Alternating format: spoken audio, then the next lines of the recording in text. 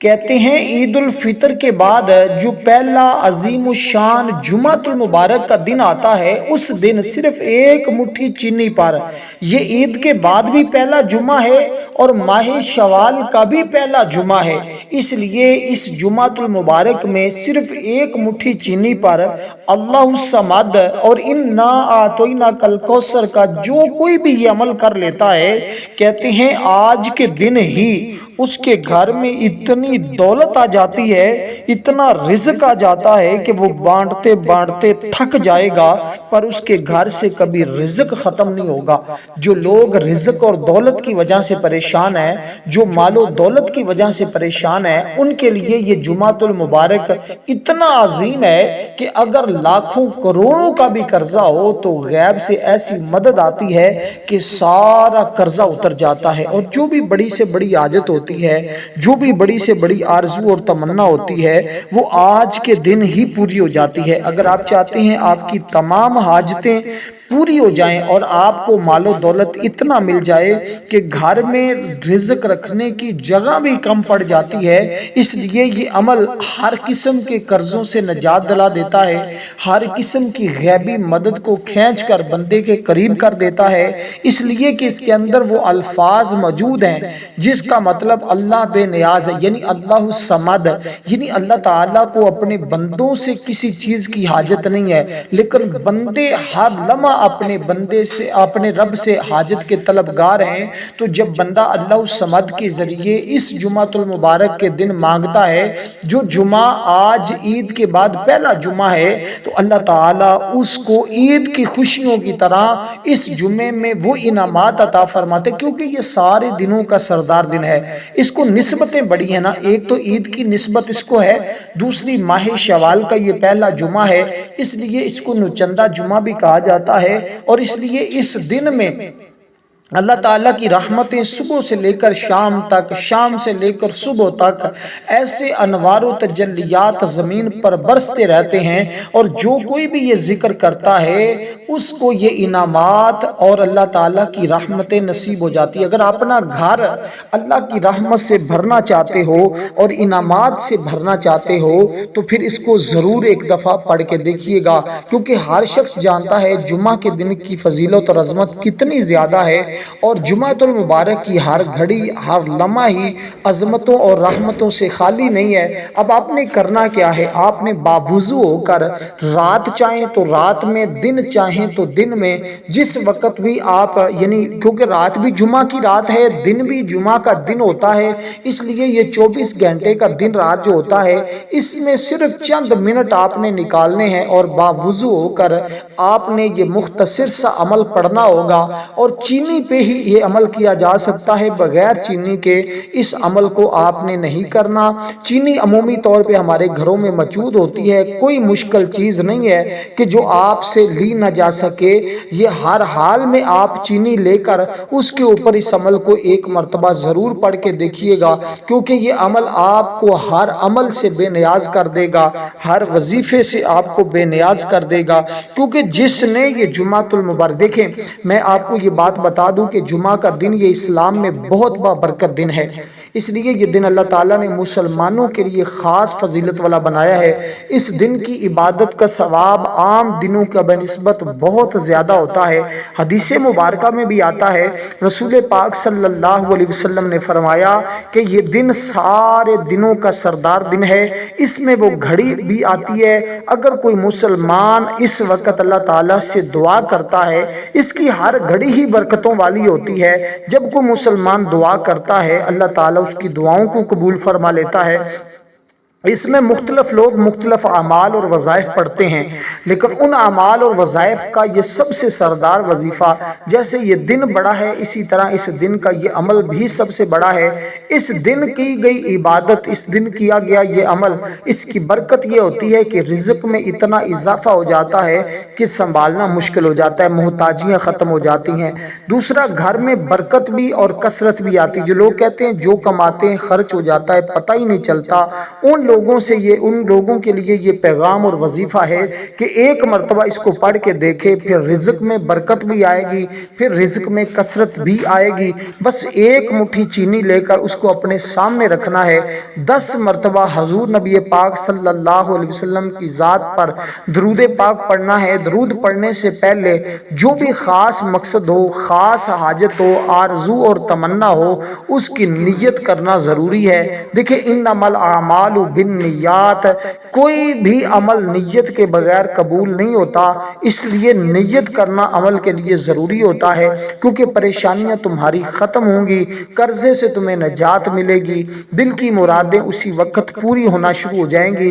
لیکن ایک بات ذہن میں رکھیے گا، جب انسان اپنی زندگی کو درست کرتا ہے، نماز پڑھتا ہے، جھوٹ سے بچتا ہے، حرام کمائی سے بچتا ہے، اللہ پر یقین رکھتا ہے، اللہ ایسے بندوں کی دعائیں ضرور قبول فرماتا ہے۔ اس لیے کہ جمعۃ المبارک کا یہ سب سے بہترین ذکر، یہ بہترین عمل صرف ایک بار کرنے سے ہی اللہ اپنے بندوں کو کبھی مایوس نہیں کرتا، مایوسیوں سے نکال دیتا ہے۔ اگر انسان سچے دل سے دعا کرے، اللہ ضرور اس کی مدد فرماتا ہے۔ اس لیے ہمیشہ اپنے رب پر یقین رکھیں اور آج اس جمعۃ المبارک کی برکتیں اس طرح حاصل کریں۔ اب میں نے ابتدا آپ کو بتا دی کہ آپ نے عمل کا آغاز کیسے کرنا ہے۔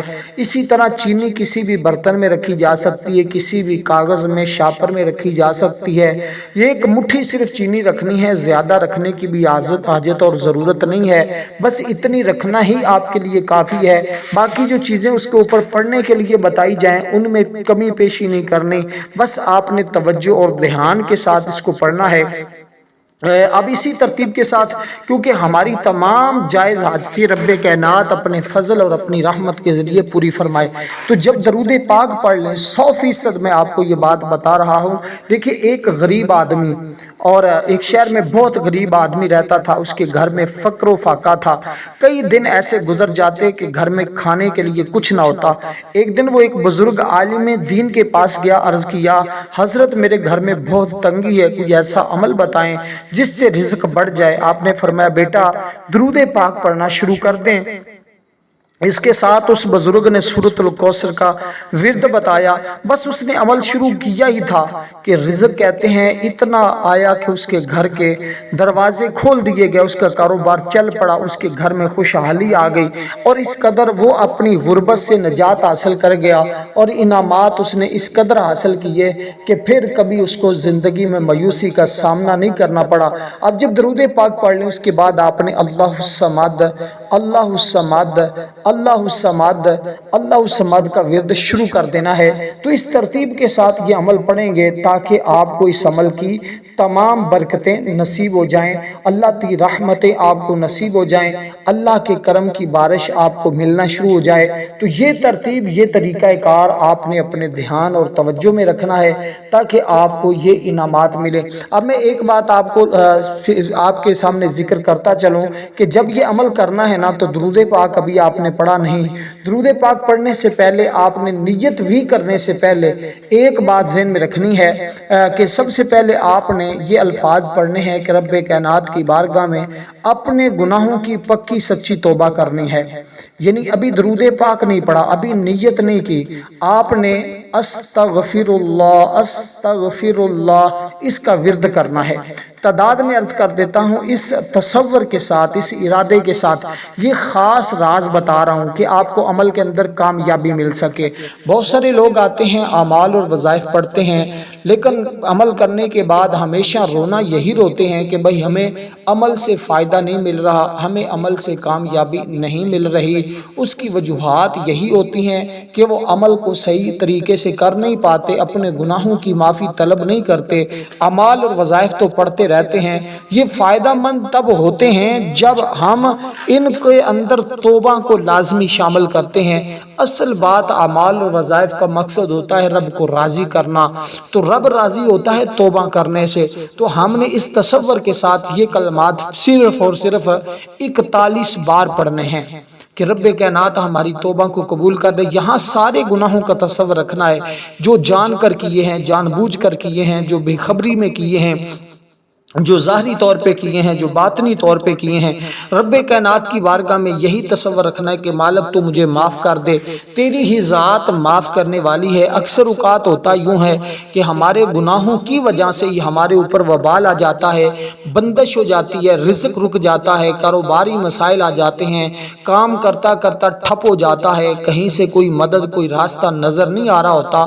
ایسے ماحول میں، ایسی پریشانی میں ہمارے پاس آج جمعۃ المبارک جو ماہ شوال کا پہلا جمعہ، عید کے بعد پہلا جمعہ ہے، اس میں ہم نے صرف اسی طرح اس ذکر کو پڑھنا ہے، اور پھر دیکھیے اس کے کمالات، اس کی برکتیں، پھر زندگی کی راحت، پھر زندگی کا سکون کیسے تمہیں میسر آتا ہے۔ اس بات کا تصور تب ہوگا جب یہ عمل پڑھ کے آپ اپنی جگہ سے اٹھیں گے، تب یہ آواز آپ بلند آواز سے کہہ رہے ہوں گے، الحمدللہ آج جو سکون زندگی میں آیا ہے، آج جو قبولیت کی گھڑیاں مجھے ملی ہیں، شاید اس سے پہلے اور بعد میں ملتی ہیں یا نہیں ملتی۔ اس لیے دوستو آپ پورے خشوع و خضوع کے ساتھ، محبت کے ساتھ، چاہت کے ساتھ یہ کلمات کی جو تعداد بتائی ہے اس کے برابر پڑھے، اس کے بعد تعوذ و تسمیہ، اس کے بعد نیت کی، اس کے بعد درود پاک پڑھا، اس کے بعد اللہ الصمد، اللہ الصمد کا ورد شروع کر دینا ہے۔ اب اسی ترتیب کے ساتھ آپ نے عمل کو لے کے چلنا ہے۔ عمل انتہائی شاندار اور انتہائی طاقتور ہے۔ ایک شخص بہت ہی پریشان تھا، اس پر قرضہ تھا، کوئی راستہ نظر نہیں آتا تھا۔ ایک بزرگ نے کہا کہ بیٹا جمعہ کے دن عصر کے بعد اللہ تعالیٰ کے حضور آپ نے بیٹھ کر چند ایک ذکر کرنے ہیں، اس کے بعد آپ نے وہاں بیٹھے بیٹھے اللہ کی بارگاہ میں دعا کرنی ہے۔ جو کہتا ہے کہ بس یہ عمل، یہ طریقہ اپنانے کی دیر تھی، اس لیے میں کہتا ہوں جو جمعہ کے دن عصر کے بعد کا وقت ہوتا ہے وہ انتہائی قیمتی ہوتا ہے۔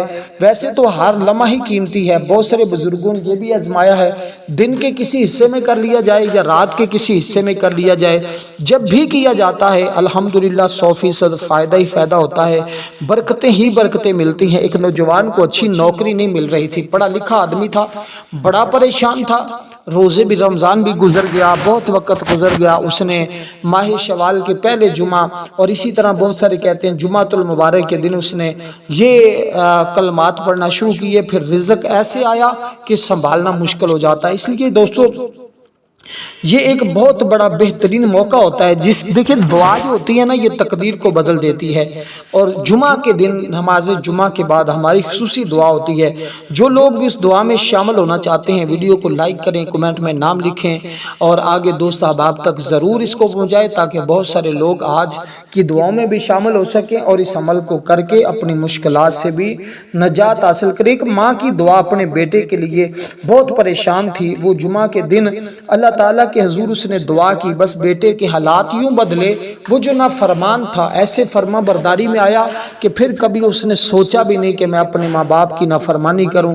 تو دوستو اس لیے یہ وہ لمحات ہوتے ہیں، یہ وہ گھڑیاں ہوتی ہیں۔ دیکھیں ایک صحابی ہر نماز میں ایک سورہ مبارکہ کی تلاوت کرتے تھے، تو آقا علیہ الصلوۃ والسلام نے ان سے پوچھا، حضور نے پوچھا اے صحابی تو ہر نماز میں سورت کو پڑھتا ہے؟ اس نے کہا مجھے اس سے محبت ہے۔ فرمایا اس کی محبت ہی تمہیں جنت میں لے جائے گی۔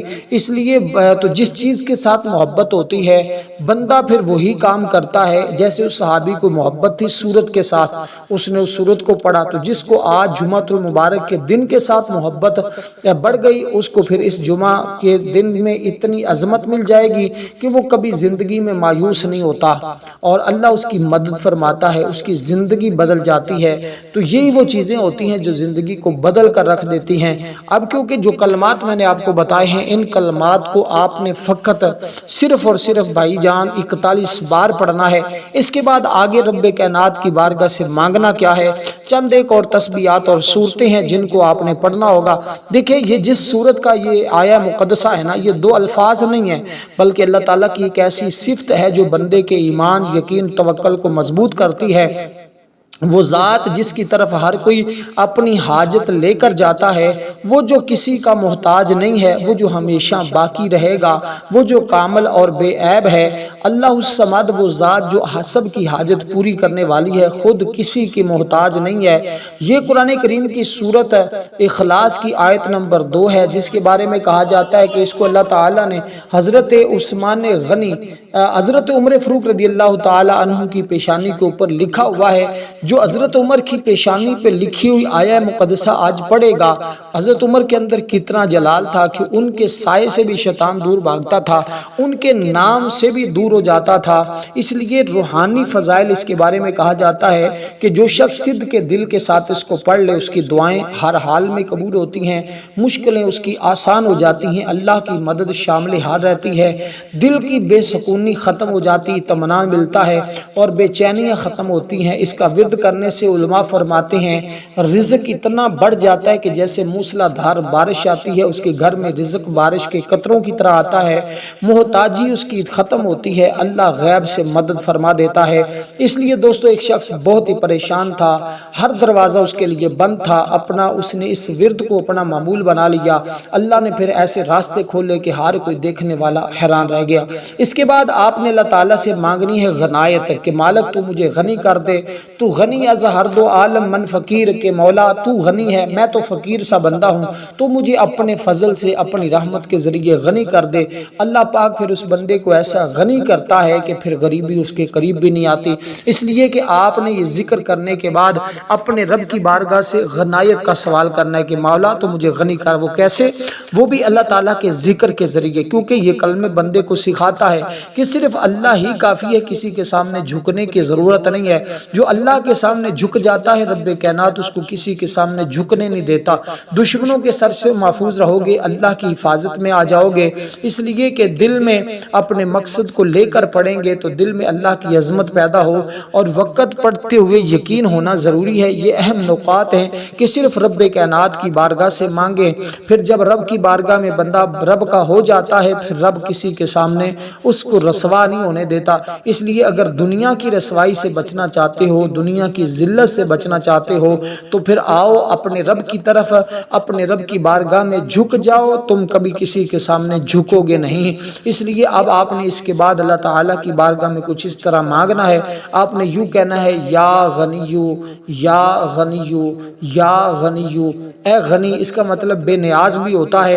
اس کے بھی علماء نے مختلف معانی اور مختلف فضیلتوں کو بیان کیا ہے، لیکن ہم کیونکہ یہ عمل کر رہے ہیں تو اب ہم نے یہاں تصور رکھنا ہے کہ مالک تو مجھے اولاد کے اعتبار سے بھی غنی کر دے، رزق کے اعتبار سے بھی غنی کر دے، عزت کے اعتبار سے بھی غنی کر دے۔ جس چیز میں تم غنا کا تصور رکھنا چاہتے ہو، تم اس کا تصور رکھ کے رب کی بارگاہ سے اس اسم پاک کے ذریعے، اللہ کے اس نام کے ذریعے مانگو۔ تم کبھی بھی خالی دامن نہیں اٹھو گے، بلکہ تمہارے خالی دامن کو رب کائنات اپنے فضل اور اپنی رحمت کے ذریعے بھر دے گا، کیونکہ جمعہ کا دن اس کے ہاں اتنا چمکدار اور سنہرا دن ہوتا ہے کہ اللہ تعالیٰ اپنے نوری ملائکہ کو زمین پر بھیجتے ہیں۔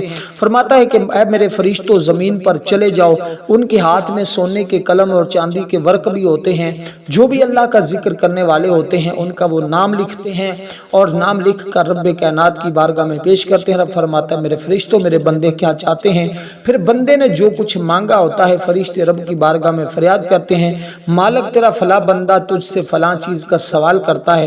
اللہ فرماتا ہے فرشتوں گواہ ہو جاؤ، اس نے مجھے راضی کیا، میں بھی اپنے بندے کو راضی کروں گا۔ پھر وہ بندہ جس چیز کا سوال کرتا ہے، اللہ تعالیٰ اس کو بندے کو عطا کر دیتا ہے۔ تو یہ سادی سی بات ہے، کیونکہ گھر میں اس کے پڑھنے سے محبتیں آتی ہیں، لڑائیاں ختم ہوتی ہیں، دل جوڑ دیے جاتے ہیں، دلوں سے کدورت ختم ہو جاتی ہے، کیونکہ رب کی مہربانی ہوتی ہے۔ اور اس کے ذریعے اور فقط آپ نے ان کلمات کو 41 بار پڑھنا ہے۔ اس کے بعد قرآن کریم کی عظیم سورت، جس سورت کے بارے میں آپ کو بتانا چاہتا ہوں، اس سورت کا نام ہے سورۃ الکوثر۔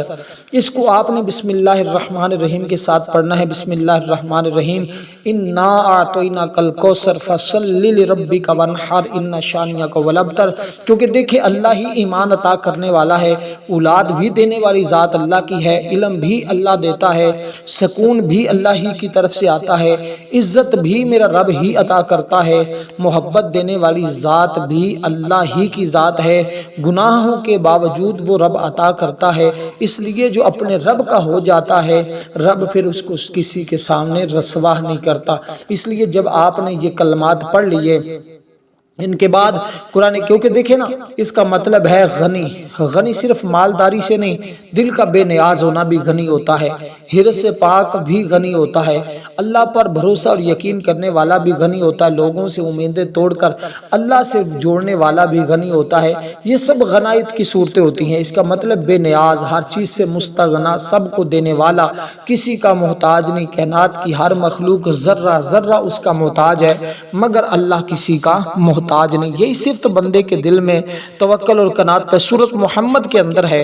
اللہ ہی بے نیاز تعریف کے لائق ہے، اس لیے ہم اس کی تعریف کے ذریعے انسان کے پاس جو کچھ بھی ہے، جتنا بھی مال ہے، جتنی بھی دولت ہے، جتنا کچھ سرمایہ بھی ہو، لیکن وہ محتاج ہوتا ہے۔ ہم اللہ کے محتاج ہیں، اپنی سانس لینے میں، بولنے میں، اپنی صحت میں، سکون میں، عزت میں، رزق میں، ہر ایک چیز میں ہم اپنے مالک کے محتاج ہیں۔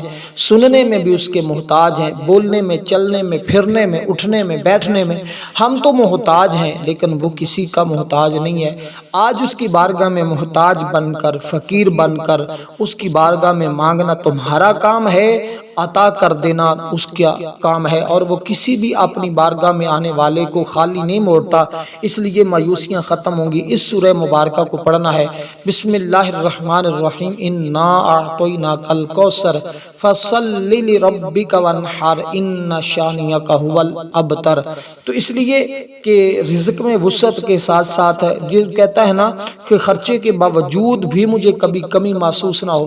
اکثر لوگوں کا یہی ہوتا ہے نا کہ میں خرچ کر دیتا ہوں، پھر سمجھ ہی نہیں آ رہی ہوتی، اور دن بہ دن میری تو تنخواہ بھی نہیں پوری ہو رہی ہوتی، اور میرے گھر میں جو ہے 10 دن میری تنخواہ نہیں چلتی، اور میرا آگے سے بجٹ ختم ہو جاتا ہے، تو برکت ہی نہیں پیسے میں۔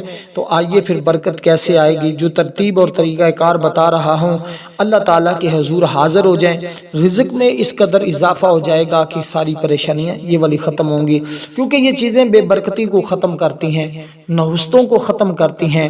اولاد کو بھی صبر اور شکر سکھا دیا جاتا ہے۔ جب کوئی بندہ یہ پڑھتا ہے تو اولاد میں دیکھیں، یہ پڑھنے سے عبادت میں لذت آتی ہے، یہ روحانی فائدے بھی ہوتے ہیں۔